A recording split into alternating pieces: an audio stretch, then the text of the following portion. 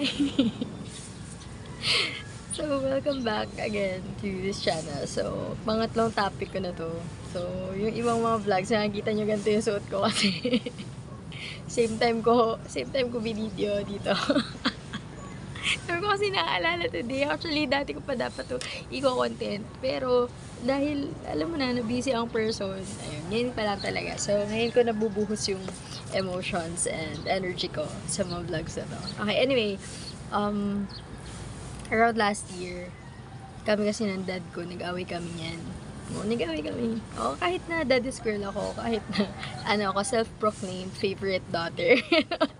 Away kami. Sobrang lala ng fight namin na blinak ko yung tatay ko. Hindi ko siya nakausap for many months. So, I just drifted apart from him and hindi ko siya nakausap. Talagang, I never looked back, ganun.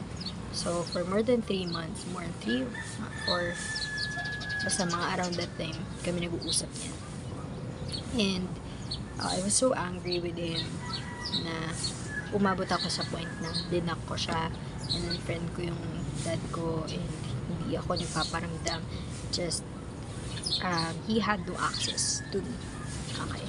So, dumating din yung time na of course, hindi naman din ako pusong bato. Tsaka talagang mahal ko yung tatay ko. I was just angry and I was just hurt by everything that has happened that time na umabot ako sa ganun. Pero, ano talaga ako, mahal ko talaga yung dad ko. So, okay na, we reconciled and we sort of, okay, sige. Yung dad ko, ano din siya, forgiving din kasi siya. Kahit na may mga masasakit din akong mga salita na nasabi. Nabitawan talaga na at that time, it was a spur of the moment na talagang galit ako. And he forgave me for all the things that I said, for every word na that I hurt him with, kasi I was also hurt that time. So he forgave me.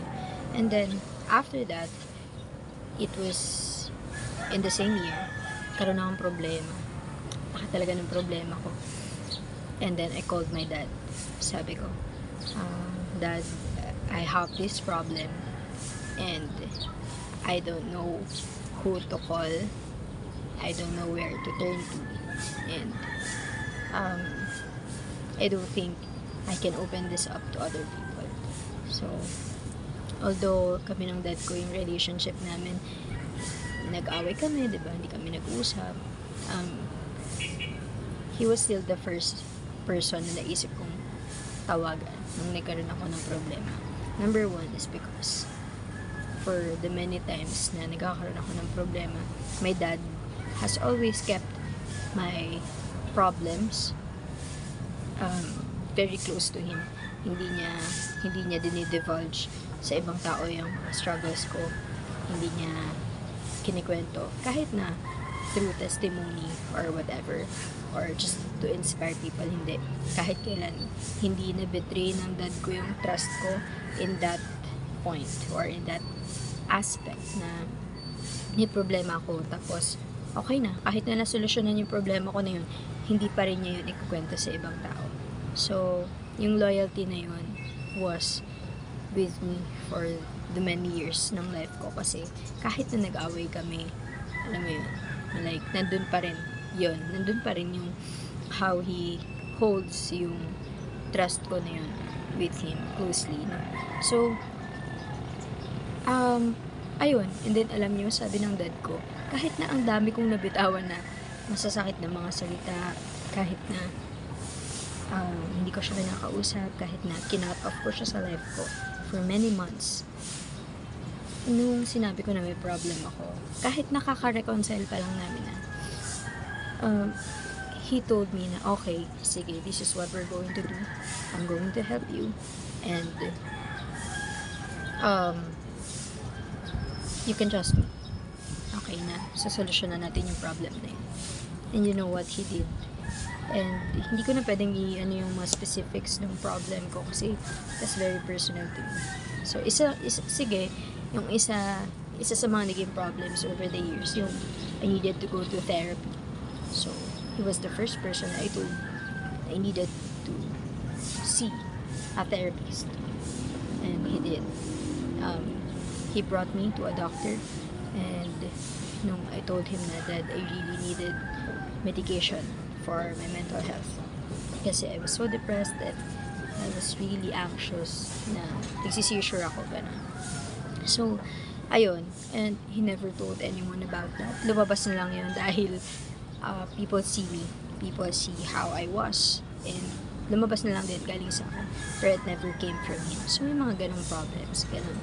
So, ang time na to, I remember, I was watching the sunset. Kasi yung work ko, meron siyang access na napakagandang sunset. Isipin mo yun, tinitingnan ko yun. All the colors are there, pero I was so dead inside kasi nga, kami kong problema that time.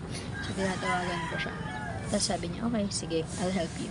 Alright, so, we ended the phone call, and you know what, he really did help me, and none of it ever was spoken to anybody until now.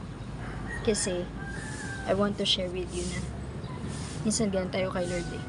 Alam mo yun, kina-cut off natin siya, galit tayo sa Kanya, we really drift apart from Him, we remove all access that He can have to us.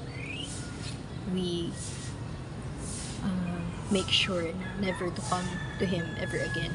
Kasi siguro, dahil sa guilt, dahil sa shame, dahil sa pride, dahil alam mo yun, pinapanindigan natin yung anger natin sa Kanya, or nagalit tayo sa Kanya for whatever reason. May hindi siya binigay, may binawi ba siya sa atin, or may hindi pa nangyayari, diba? So for whatever reason na galit ka kay Lord, or umalis ka sa presence niya, or bumitaw ka sa Kanya for whatever reason, I just want you to understand na we are really created in His image and likeness. And kung yung tatay ko na isang human being can forgive like that, can help me like that, how much more our God in heaven na mas understanding, mas perfect, mas merciful, mas gracious, mas loving, diba? So kung ikaw hindi ka pa lumalapit sa Kanya ulit, nag-aalinlangan ka kasi sa tingin mo hindi Kanya tutulungan because sinabi mo na galit ka sa Kanya, or kung sa tingin mo na He will not forgive you, He will not look past what you have said against Him, eto na yung sinasabi ko sa'yo na you can just run back to your Father, you can just go back doon sa point of having that kind of relationship with Him, kasi talagang tutulungan ka niya, talagang susolusyonan niya whatever it is na pinoproblema mo right now, and He collects your tears, diba? He collects the pain, He doesn't overlook you. So gusto ko lang bigyan ka ng glimpse of how it is to come to our Father, diba? Of how it is to come to Him for help, kasi baka yun na lang din yung kailangan mo eh, baka yun na lang din yung kulang na hindi mo pa nagagawa. Baka super dami mong pinagdadaanan ngayon, like sa health ng family members mo, financial constraints, time constraints, relationships na hindi mo ma-restore, and only God can do it. Okay, sa mga dreams, nahihirapan ka, or baka nasa university ka, baka marami kang bagsak, baka malapit ka nang bumitaw sa dreams mo, or baka hindi mo pa mahanap yung taong para sa'yo. So baka, alam mo yun, ang daming anger na nagbe-build dyan sa'yo because you are in the process of waiting, or because of what happened to you, or what is not yet happening for you, diba? So, alam mo, mahirap sa akin i-share to na yun nga, nag-away kami ng father ko, na hindi kami nag-usap. Mahirap to sa akin pag-usapan, pero I'm sharing it with you kasi I know may point, may relevance siya of how we are then with our relationship with God. Diba, yung relationship kasi na to, natitake din talaga natin for granted, to be honest. Daming minsan. Pero anyway, yun nga, the point is, just come back to Him. Yung reconciliation nyo, i-put mo yun first, and trust that He already forgave you, and He's just waiting for you to come back. is just waiting for you to cross that line and be accessible to Him again. Kasi hindi naman si Lord yung klase ng Father or God na pipilitin ka. Hindi naman din siya yung tipo na ipipilit yung sarili niya then with you. Diba? So, ayun na nga, nag-vlog na nga ako dito na may mga people. So, nahiya na ako. Anyway, ayun lang. So, just come back to Him. Ayoko lang mawala yung point na yun. Just come back to Him. Whatever it is you think na kasalanan mo, or whatever it is that is holding you back, just close your eyes right now. Just take a moment after this video and, just think about Him. Think about the relationships that you had before, diba? So, think about how good He is with you. Think about how He can fix this, how He can restore you. So, yun lang. I hope this helps. And I think this is the last vlog wearing this jacket. At dito sa ilalim ng kubo dahil may mga tao na. Okay, so that's all for the vlog. Anyway, bye!